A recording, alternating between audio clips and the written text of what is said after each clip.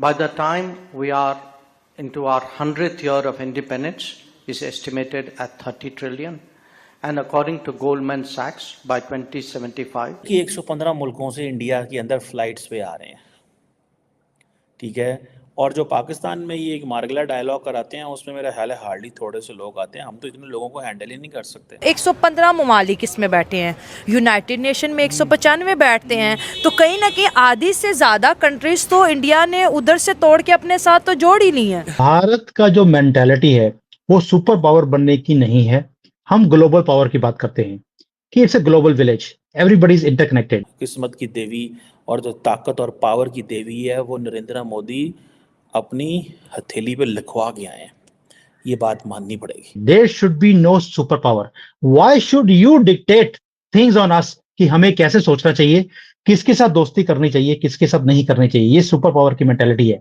हम super power की बात ही नहीं करते, हम ग्लोबल पावर की बात करते हैं। इसलिए विश्व मित्र एंड विश्व गुरु, ये जो हमारी जो बायलैटरल पॉलिसी है इंडिया की, और जो हमारे फॉरेन मिनिस्ट्री का जो वर्क है ना, जयशंकर, उन्होंने ऐसा काम कर रखा है, और मोदी जी की नीतियां। भारत ही एक ऐसी मार्केट है आज की डेट में जहां पर रिटर्न्स हाईएस्ट हैं। आप स्टॉक मार्केट ले लीजिए, आप बिजनेस ले लीजिए। बिजनेस को चाहिए एक सिक्योर्ड मार्केट, एक हाई रिटर्न। भारत में सिक्योर्ड मार्केट भी है, हाई रिटर्न भी है। और 115 दुनिया के मुल्कों से लोगों को लेके आना और दुनिया को बताना कि इंडिया क्या सोच रहा है। भाई इंडिया का नैरेटिव बिक रहा है, इसीलिए दुनिया की कहानी सुनने आएंगे ना। इंडिया के रिलेशंस तकरीबन सारी दुनिया के हर कंट्री के साथ हैं, और उनके ख़राब रिलेशंस बहुत ही कम कंट्रीज के साथ हैं। ये उनका एक प्लस पॉइंट है, सक्सेसफुल डिप्लोमेसी। ग्रीस के वज़ीर आज़म वहाँ पे बात कर गए हैं, वो तो इंडिया के लिए वो जिसे कहते हैं ना छक्के पे छक्का मार के गए हैं। वो कह रहे हैं कि इंडिया जो है वो लीडिंग डेमोक्रेसी है ग्लोबल साउथ की। नमस्कार, जय हिंद दोस्तों, जैसे कि आपने क्लिप में देखा, दुनिया के बड़े बड़े देशों को भारत के साथ जुड़ते देख पाकिस्तान की हवा निकल गई है। वहीं दूसरी ओर भारत के विदेशी मंत्री बेलाग लपेट बात करने को मशहूर है। प्लेटफॉर्म चाहे जो भी हो, रायसीना डायलॉग के प्लेटफॉर्म पर जयशंकर से जब मल्टीलैटरलिज्म पर सवाल किया गया तो उन्होंने साफ साफ कहा है कि वैश्विक संस्थाएं अपने उद्देश्यों में नाकामयाब रही है। उन्होंने कहा कि बड़े बड़े देशों ने अंतर्राष्ट्रीय नियमों के साथ खिलवाड़ किया है। भारतीय विदेशी मंत्री एस जयशंकर गुरुवार को आयोजित रायसीना डायलॉग में बहुपक्षवाद को लेकर अपनी असहमति जाहिर किए। उन्होंने कहा कि बहुपक्षवाद का अस्तित्व राष्ट्रीय हितों के साथ ही रह पाएगा। उन्होंने भारत को आजादी मिलने के तुरंत बाद ही संयुक्त राष्ट्र से मिले कड़वे अनुभव का जिक्र किया। उनका कहना है कि खासकर यूएन में सुधार की बहुत जरूरत है, क्योंकि उसकी सदस्य पिछले कई दशकों में 4 गुना बढ़ गई है। उन्होंने यह भी कहा है कि व्यापार नियमों का उल्लंघन हुआ है और कई देशों ने अंतर्राष्ट्रीय व्यवस्था की कीमत पर अपने फायदे में इनका इस्तेमाल किया है। तो चलिए दोस्तों, इसी पर आगे पाकिस्तानी मीडिया का रिएक्शन देखते हैं। यूरोप आज भी अपने आप को सोचता है कि भाई ये तो हमारी रियासत थी, ये तो हमारे नीचे थे। वो जो एक सुप्रीमेसी, व्हाइट सुपरमेसी उनके दिमाग में है, वो जाती ही नहीं है। That means you have to start preparing yourself for the change, for what India is coming to. पहली बात तो ये। दूसरा, फिजिकली, कि जैसे हमारी इकोनॉमी बढ़ रही है, आपको हमारे साथ अलाइन करना पड़ेगा। और हम तो बिजनेस मास्टर। बिजनेस में क्या होता है कि 10 साल के बाद या 5 साल के बाद आपको क्या करना है, उसके स्टेप्स आपको आज लेने पड़ते हैं।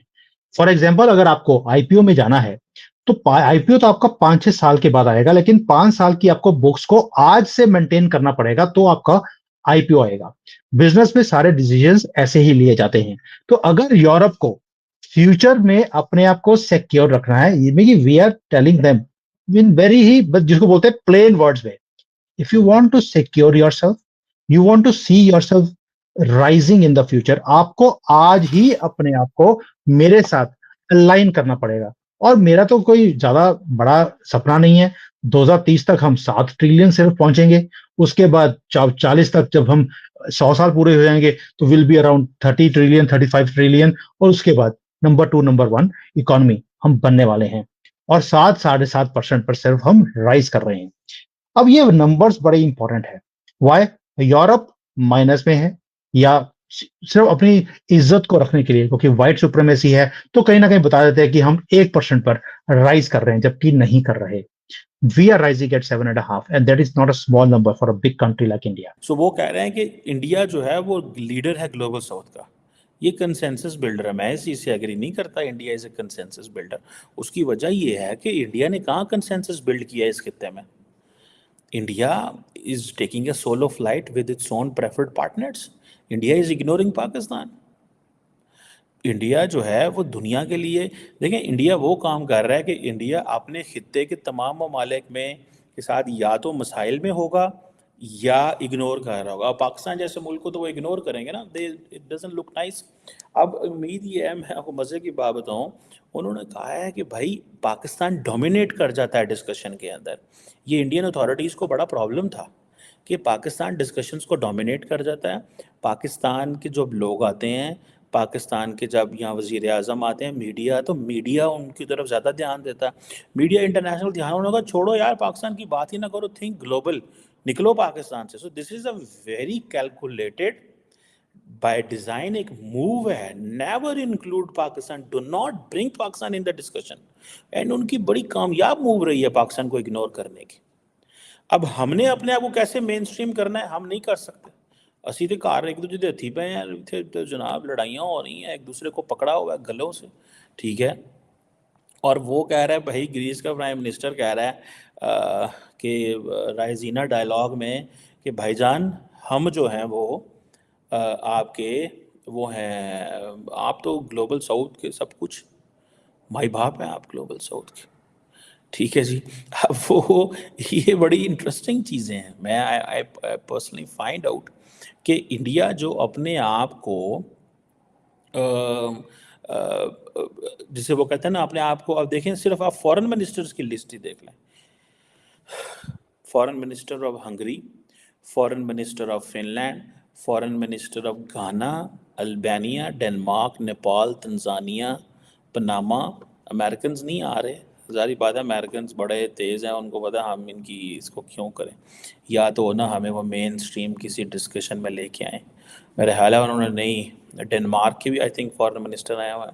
सो वो जो बातें करने जा रहे हैं, जिस पैमाने पे वो चल रहे हैं, उन्होंने भाई अपनी एक लाइन लेंथ सेट कर ली है और उन्होंने कहा पाकिस्तान की तो बात ही नहीं करनी, पाकिस्तान की बात नहीं करनी, पाकिस्तान को डिस्कस नहीं करना। अगर आप पाकिस्तान को डिस्कस करेंगे तो आप अपने आप को नीचे लेके आएंगे, आप ऑक्यूपाइड हो जाएंगे, कंप्रोमाइज़ हो जाएंगे।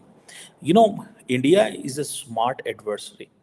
The Pakistanis do not know उनके साथ क्या हो रहा है, पाकिस्तानियों को नहीं पता चल रहा उसके साथ क्या हो रहा है। और मैं आपको बात बताऊँ, a section of the Pakistani community actually believe कि जो इंडिया हमारे साथ कर रहा है ठीक कर रहा है, जो दुनिया कर रही है। क्यों? वो कहते हैं इमरान खान को वज़ीर आज़म लेके आए तो फिर आपकी इज़्ज़त होगी। सो लार्जली जो इंडिया और दुनिया का एक सेक्शन पाकिस्तान के साथ कर रहा है, इग्नोर कर रहा है, उस सारे प्रोसेस के अंदर पाकिस्तानी जो है वो खामोश है, पाकिस्तानी परेशान है। हम क्या करें? एक आधा जो इमरान खान के फॉलोअर हैं वो कहते हैं बट ठीक है, पाकिस्तान की ऐसी इज़्ज़त नहीं होगी, ठीक है, अगर आप इज़्ज़त होगी तो ख़राब हो जाएगा।